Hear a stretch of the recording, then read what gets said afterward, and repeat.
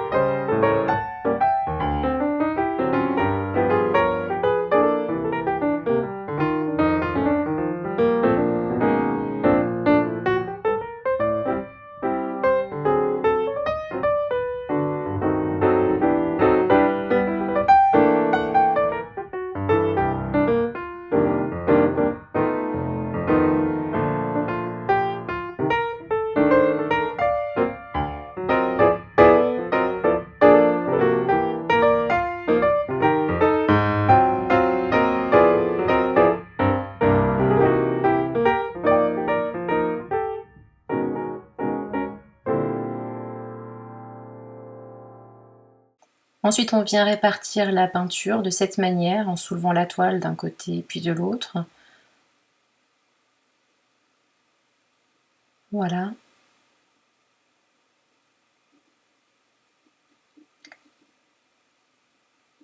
On peut rajouter de la peinture à certains endroits si on le souhaite.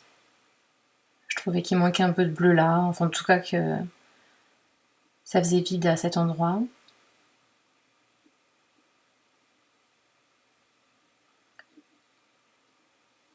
On essaye de remplir les bords. Alors quand on n'y arrive plus, on utilise ses doigts. Autrement, on peut s'aider d'un petit bâtonnet.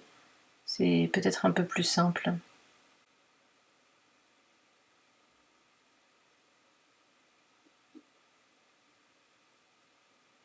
Alors on voit apparaître les cellules, en tout cas quelques cellules. Je trouve qu'il n'y en a pas beaucoup. Pourtant j'ai mis pas mal de silicone liquide. Le fait d'alterner les peintures sur la toile et pas dans un verre, je pense que ça fait apparaître moins de cellules.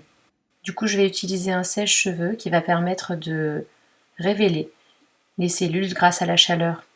Alors évitez d'utiliser une puissance trop forte. Il faut que ce soit chaud, mais que l'air ne soit pas trop fort. Autrement, votre peinture coule et c'est pas du tout l'effet recherché.